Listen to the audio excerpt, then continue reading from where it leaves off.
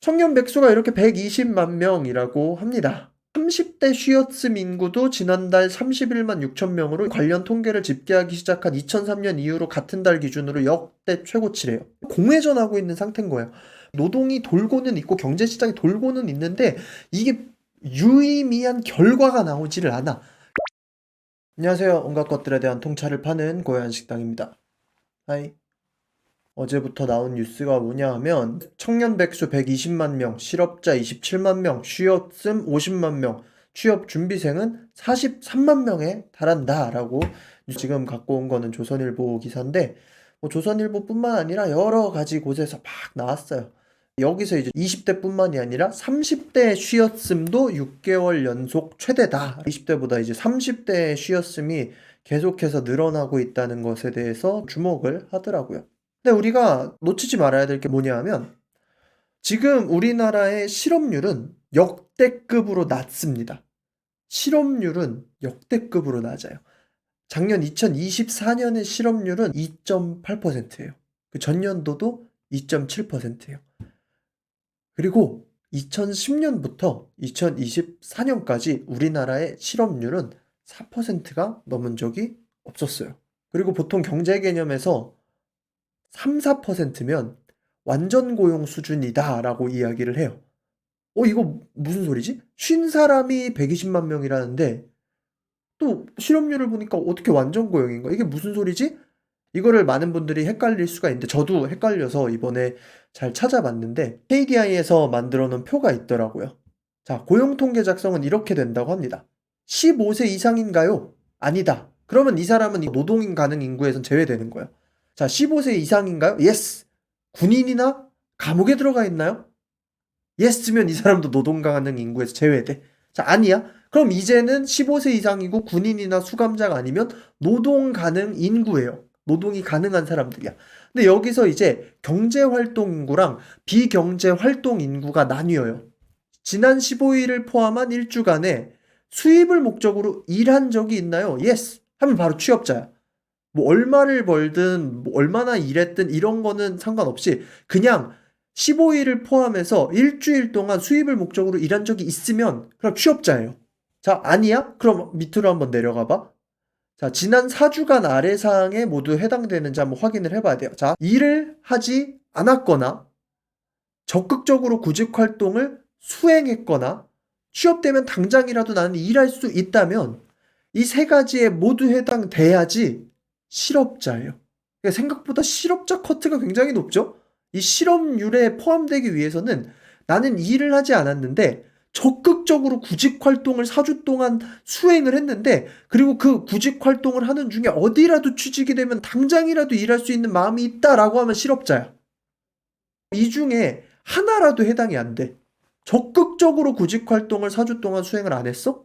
그럼 이 사람은 실업자가 아니야. 취업되면 당장이라도 일을 하려나? 좀 근데 나중에 하고 싶은데? 라는 생각이 들면 밑으로 내려가요. 그럼 비경제 활동 인구가 돼요. 비경제 활동 인구. 그럼 이 사람들은 실업자 비율에 포함이 되지 않아요. 어렵죠? 이 경제 개념에서 말하는 실업자에 들어가기는 되게 어려워요. 그러니까 지금 무슨 소리냐 하면 우리나라는 일을 구하려고만 하면 어떤 일자리든 무조건 4주 안에 구할 수는 있는 상황인 거예요. 그냥 어떤 일이라도 하려고 하면. 근데 그냥 일을 안 하고 싶은 사람들이 너무 많은 상태야. 취업을 계속해서 준비하고 있는 사람들도 43만 명이고 이직을 하는 간에 뭘 하든 간에 쉬었다고 하는 사람들은 50만 명이에요. 그리고 이제 실업자가 27만 명. 왜 실업자가 제일 적은지 아시겠죠? 실업자 되기 되게 어렵다니까요. 청년 백수가 이렇게 120만 명이라고 합니다. 너무 많아요. 지난달에 15에서 29세 청년층 쉬었음 인구는 50만 4천 명으로 역대 최대치였는데 이들보다 윗세대인 30대 쉬었음 인구도 지난달 31만 6천 명으로 1년 전보다 14,000명, 4.6%가량 늘면서 31만 명을 돌파했다고 합니다. 이게 또 어떤 의미로 충격적이냐 하면 이런 관련 통계를 집계하기 시작한 2003년 이후로 같은 달 기준으로 역대 최고치래요. 역대 최고치. 30대 쉬었음 인구는 8월에 30만 9천 명부터 30만 명을 넘은 이후로 6개월 내내 계속해서 31, 2만 명 선에서 움직이고 있다는 거예요. 그럼 조선일보 기사에서는 이거를 어떻게 해석하냐 하면 20대 같은 경우는 취업을 준비하는 사람들이 있을 수도 있고 본격적 사회생활을 시작하지 않은 사람들이 있을 수 있으니까 넘어가는데 30대 같은 경우는 한번 일을 하고 나왔을 가능성이 훨씬 높다는 거지. 한 20대 중후반부터 일을 해서 30대 초반에 됐는데 좀 별로야 지금 일자리가. 힘들어. 마음에 안 들거나. 그러니까 나왔어. 벌어놓은 돈은 있어. 먹고 살 수는 있어. 지금 뭐 당장에 굶어 죽진 않아. 근데 일자리를 찾고 있는데 마음에 안 들어. 구직 활동을 적극적으로 하고 있지도 않고 어디든지 아무데나 취직이 되면 가서 일할 만큼 내가 상황이 급하지도 않아. 그러니까 양질의 일자리, 그러니까 원하는 일자리가 없다는 것이 이런 증가에 영향을 끼치고 있다라고 해석을 하고 뭐 조선일보뿐만이 아니라 많은 분들이 이런 식으로 해석을 해요. 제가 또 본 기사 중에 하나가 아시아경제에서 쓴 2024년 1월 기사인데 완전 고용의 그림자. 완전 고용은 일할 능력과 의사를 가진 사람이 모두 고용된 상태를 일컫는다라고 말을 하셔요. 근데 이론적으로는 실업자가 한 명도 없어야 완전 고용인데 마찰적 실업, 뭐 일자리를 옮기거나 하는 중에 생기는 거를 감안을 했을 때 3, 4% 미치면 완전 고용 수준이라고 본다는 거예요. 이걸 가지고 뭐 이 정도면 완전 고용이다, 훌륭한 수치다라고 할 수도 있지만 이거는 좋은 수치가 아니라는 거죠. 완전 고용 상태임에도 불구하고 작년 초 기준인데 아시아경제의 이 조영주 본부장님이 보셨을 때 외환위기 등 특수한 상황을 제압하면 정부가 추정하는 지난해 경제 성장률은 1.3%였고 이거는 산업화 이후 가장 낮은 성장률이래요. 근데 뭐 성장률은 앞으로 더 안 좋아질 것이죠, 아마. 한국 경제도 순조롭지 않았고요. 내수 침체들이 복병이 일어날 것이다 작년 초에 얘기했는데 실제로 지금 일어나고 있죠. 내수 침체가 일어나고 있어요. 경기가 전반적으로 부진했음에도 고용지표가 역대급 기록을 세운 것은 어떤 이유냐? 엔데믹 이후에 서비스업, 숙박업, 보건의료 등에서 취업자가 뭐 갑자기 많이 일어나고 그러니까 잡일이나 잔일을 할 자리들이 많으니까 일을 하고 싶으면 어디든지 할 수는 있었다는 거야. 근데 이게 좋은 일이 아니라는 거죠. 양질의 일자리가 없다는 거고 그리고 마지막에 이렇게 얘기합니다. 좋은 일자리를 만들어내는 가장 현명한 길은 기업에 대한 규제를 선제적으로 풀고 사회 구조를 끊임없이 혁신하는 것이다. 총선에 대한 유불리를 떠나 기업이 갈망하는 규제 개선에 여야가 조금 더 관심을 가져야 할 때다라고 이야기를 하셔요. 자, 여기까지 일단 얘기를 해봤을 때 일단 저는 그거를 되게 싫어해요. 똑똑한 척하는 패배주의자 새끼들 제일 싫어요. 그러니까 제가 이런 영상 올리면 꼭 댓글 달려요. 한국은 이미 망했느니 안 되느니 조졌느니 아이씨 그걸 몰라요. 다 알아 다 알아. 경제 관련해서 진짜 10분만 공부해봐도 알아. 한국 지금 상황 조진 거는 다 알아요. 뭐 몰라서 얘기하는 게 아니야. 그러면 이거를 뭐 해결해 보려고 어떻게든 꾸역꾸역 일하는 사람들은 뭐 바보 병신이라서 일하는 거야? 아니에요. 어떻게든 나아지려고 하는 것이 인간이니까 노력하는 거잖아. 근데 무슨 유튜브 현자 납신다는 듯이 한국은 안 된다느니 뭐 답이 없다느니 아니 답이 없으니까 답을 만들어 봐야 될 거 아니야. 뭐가 문제인지 진단을 좀 해보고 생각을 해보자는 거지. 방구석 학고 유튜브도 한번 고민을 해보겠다는 거야. 뭐가 문제일까요? 여기서부터 이제 그냥 제 생각입니다. 저는 초반 영상부터 교육에 대한 관심을 많이 표를 했으니까 일단 교육부터 잘못됐다고 생각을 많이 해요. 우리나라의 교육이 일단은 잘못됐다. 그럼 뭔 소린가 싶겠지만 작년 기사긴 한데 2024년 9월 머니투데이 기사인데 우리나라는 70%가 대학교를 이수한대요. 2030 세대. 그럼 OECD 국가 중에 1위. 근데 고등학교 졸업생과의 임금 격차는 상대적으로 크지 않은 것으로 나타났다라고 얘기를 해요. 대학 이수율이 OECD 1위고 고용률은 또 평균 이하다. 우리나라 고졸자 임금을 100으로 했을 때 전문대학 졸업자들은 109, 대학 졸업자들은 132.5가 나왔다고 해요.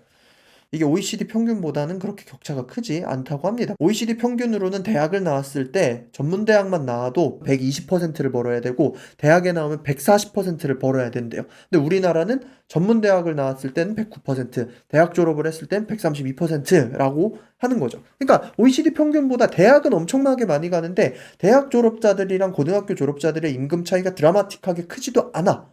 그럼 이게 무슨 의미예요? 대학을 가는 게 별로 의미가 없다는 거죠. 너무 퉁치는 건가? 너무 논리적 도약인가? 그럼 조금 순화해서 얘기를 해보면 대학을 많이 가는 사람들 중에 상당수가 대학에 가는 게 자신의 삶의 전체적인 그림을 봤을 때 크게 도움이 되지 않았던 사람들이 대다수라는 거죠.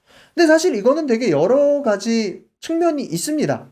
사회적 측면으로 봤을 때 아직도 현실적으로 느껴지는 고졸자에 대한 사람들의 인식 같은 것들도 있고, 그리고 대학을 나와야지 된다는 사회적 인식도 있으니까. 우리나라가 되게 웃긴 게 제조업으로 여기까지 일궜다고 생각을 하거든요. 근데 정작 우리나라를 올라오게 한 제조업 자체에 대한 동경심이나 리스펙은 빵이야. 없어. 제조업으로 나라를 일구면서 그 일궜던 부모님들이 아이들에게 줬던 메시지는 뭐냐면 너는 커서 아빠처럼 이런 일 하지 말아였어, 보통은. 너는 대학 가서 책상에서 일해라. 물론 그 당시 워낙 팍팍한 시대였으니까 더 나은 장밋빛 미래를 꿈꾸며 내 아이들은 더 나은 곳을 꿈꿔야겠지라는 발현에서 나온 말이었겠지만, 뭐 결과적으로 그래서 이제 모두가 대학을 가는 거죠. 공부를 잘하든 못하든 얘가 책상에서 하는 일에 소질이 있건 없건 그냥 대학만 가는 거야. 대학을 오지게 가는 거야. 그래서 지금 우리나라는 역대급으로 학사 비율이 높은 나라가 됐어요. 원래 대학의 목적은 삶의 진로를 어디로 더 깊게 선택할까를 생각하는 곳이 대학이라고 생각을 해요. 원래는. 전공이라는 걸 정하잖아요. 난 이제 무슨 전공을 공부할 거야. 이 전공에 내가 몸을 완전히 담지는 못하더라도 적어도 이 전공을 좀 깊이 공부를 해볼 거야. 그리고 이걸 틀로 삼아서 어느 정도의 내 삶의 기반으로 삼을 거야. 이게 사실 대학의 전공의 의미가 돼야 되는데, 근데 우리나라 대학 가는 거는 그냥 가, 그냥. 뭐 학문적인 의미 이런 거 없어. 뭐 학사만 따면 돼. 그냥 우리나라가 지금 8살부터 23살까지 아니면 군대 갔다 오면 이제 뭐 25살까지 공부를 하면서 그 15년 동안 우리 머릿속에 심어놓은 삶에 대한 방향성이 잘못됐던 것이 이제 수치랑 지표로 막 나타나기 시작하는 것 같아요. 교육을 많이 받으면, 그러니까 내가 열심히 했든 안 했든은 상관없어. 교육을 많이 받을수록 자아가 커져요. 내 생각에는 그래. 나는 여기 있을 사람이 아니야 라는 생각을 할 확률이 더 높아져. 내가 학사까지 나왔는데, 그리고 이제 석사까지 공부하는. 내가 석사까지 나왔는데. 이 내가 가지고 있는 실질적인 실력이라는 거는 되게 냉혹하거든요. 내가 생각하는 나는 상관이 없거든. 남들이 평가하는 내가 결국 이 자본주의 사회에서 진짜 나의 실력이란 말이야. 근데 그 실력과 내가 생각하는 실력의 괴리가 너무 커. 그리고 이 괴리는 페이에서도 나타나. 근데 이게 단순히 페이를 넘어서서 또 이제 사회상에 대한 걸로 가는 거야. 내가 생각하는 합리적인 인간상과 사회 구조상과 직장상이 내가 있던 직장을 나오는 이유는 결국은 만족하지 못해서고, 만족하지 못한 이유는 내가 기대하던 것과 달라서기 때문에, 내가 기대하던 것과 결국엔 이 세상이 너무 달랐다는 거지. 그럼 우리는 뭘 기대하는 거야? 이 많은 사람들은 뭘 기대하고 그냥 쉬고 싶은 거야? 적어도 우리가 교육을 받으면서 배우면서 경험하면서 기대하는 한국은 내가 경험한 한국이랑은 괴리가 되게 컸던 거야. 내가 기대하던 한국과 사회는 내가 일한 회사와는 되게 달랐던 거지. 30대 이상의 쉬었음은 그걸 의미하는 거야. 내가 원하는 일자리는 없고 내가 기대하던 세상을 찾고 싶은데 딱히 없을 것 같으니까 기사마다 댓글이 꼭 달리는 게 그거거든요. 이 새끼들이 배가 들 고파서 그렇다? 맞아요. 인간은 굶어 죽을 것 같으면 일을 해요. 모두가 부정하고 싶지만 우리나라는 잘 살아요. 굶어 죽지 않아요. 근데 인간은 굶어 죽지 않는다고 만족하지 않죠. 인간은 더 이상 성장할 수 없다고 생각할 때 절망하죠. 굶어 죽지 않는다고 그냥 행복하지 않아. 미래가 지금보다 낫다는 기대가 있어야지 행복해. 근데 지금 행복하지 않은 이유는 뭐냐? 지금 그냥 쉬는 이유는 뭐냐? 경제활동 인구였다가 비경제활동 인구가 되는 이유는 뭐냐? 내가 앞으로 일을 하는 게 과거의 모습, 현재의 모습보다 더 나아질 거라는 기대가 전혀 안 되는 거야. 뭔가를 하기 위해서 공부를 했고 준비됐다라고 생각을 하는데 근데 내가 생각하는 기대치에 전혀 미치지 못하는 일자리만 후 있는 거야. 20대 취업 준비생들은 내가 원하는 일자리에 눈높이를 맞추지 못해서 계속 취업 준비를 하는 거고 30대는 들어갔는데 이건 너무 아니니까 나오니까 나와서 또 쉬고 있는 거야. 근데 이렇게 오래 쉴 수 있었던 이유가 뭐야? 돈을 모아놨어. 풍요해. 솔직히 말해서 풍요로워. 그러니까 그지같이 안 살잖아요. 돈 어느 정도 모아놓으면 어느 정도는 살 수 있잖아요. 맛있는 것도 은근히 먹고 술도 먹고 놀러 다니면서 적당히 몇 달 살 수 있으니까 쉬는 거야. 이게 빙빙 도는 거야 이게. 그러니까 우리나라는 지금 계속해서 공회전하고 있는 상태인 거예요. 뭔가 이게 돌고는 있는데 노동이 돌고는 있고 경제시장이 돌고는 있는데 이게 유의미한 결과가 나오지를 않아. 계속 돌아서 경제 지표는 계속 올라갈 수밖에 없는 구조여야 되는데 이제 슬슬 이렇게 공회전하기 시작했어. 다들 생각을 하는 거야. 어느 정도는 풍요로워 이제. 알바만 해도 먹고 살 수는 있다는 걸 다들 깨달았어. 굳이 내가 회사에서 진급에 목매여서 사람들에 치여서 막 애쓰지 않아도 어차피 올라가는 길은 힘들고 내가 기대하는 직장에 내가 들어가서 내가 기대하는 사람들과 기대하던 일을 할 확률은 너무 적으니까 차라리 그냥 뇌 빼고 일할 수 있는 아무 일이나 언제든지 나가서 하면 되니까 쉬는 거야. 아니면 아직도 이상향을 바라면서 취업을 준비하든가. 다들 너무 똑똑하고 풍요로워서 이 상태가 발생한 거예요. 그럼 제가 이걸 낙관적으로 봐서 풍요라는 단어를 썼느냐? 아니에요. 풍요 속에서 절망하고 이제 풍요 속에서 선체로 죽을까 봐 무서운 거야. 뭐 그래도 지금 교육이 많이 바뀌고 있다고는 하는데 진짜로 실질적인 교육을 많이 했으면 좋겠어요. 초중고부터. 진짜로 실질적인.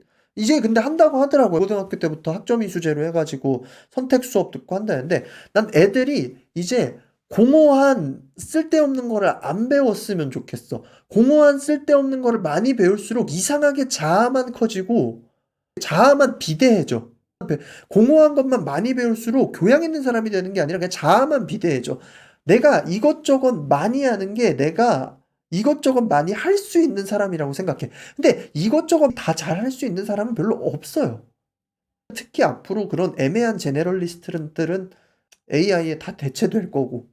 결국에는 자기가 뭘 할 수 있을까에 대해서 되게 생각을 많이 해봐야 되는 시대인데 이제 교육이 좀 뾰족한 교육이 됐으면 좋겠어요. 내가 누군지 발견할 수 있고 내가 무엇을 하면서 살 수 있을지에 대해서 좀 발견할 수 있는.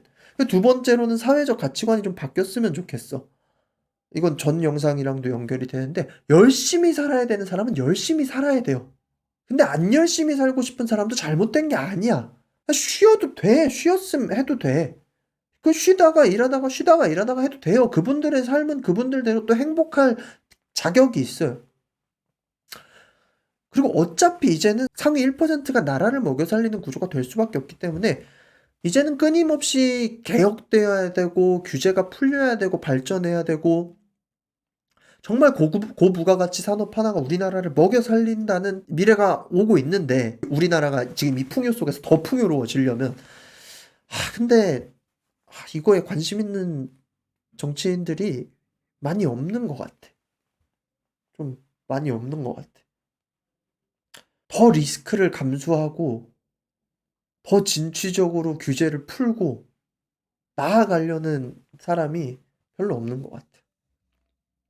그런 게 좀 생겼으면 좋겠어요. 교육이 바뀌어야 되고 사람들의 가치관 변화도 필요하고 어떻게든 살아도 상관없다. 전 이게 오히려 더 인정이 됐으면 좋겠어. 쉬었음 인구를 더 몰아하고 이런 분위기가 좋은 게 아니라 난 쉬면 오히려 쉬어도 된다고 말하는 사회가 되는 게 이 공회전이 다시 의미 있는 회전이 되는 방법이라고 생각을 해.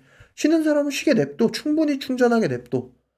근데 일하는 사람들은 더 치열하게 일할 수 있는 사람들은 의미 있게 치열하게 일할 수 있는 일자리가 생겼으면 좋겠어. 뭐 말하고 나니까 되게 공허한 말이긴 한데 어차피 라디오 같은 영상이니까 의미가 괜찮다라고 생각했던 말들은 들으시고 아니면 마시고 하시면 되겠습니다. 우리나라는 이 풍요 속의 절망 상태를 넘어갈 수 있을까? 넘어가기를 바랍니다. 지금까지 고얀식당이었고요. 구독과 좋아요는 영상 제작에 많은 도움이 됩니다. 그러면 빠이.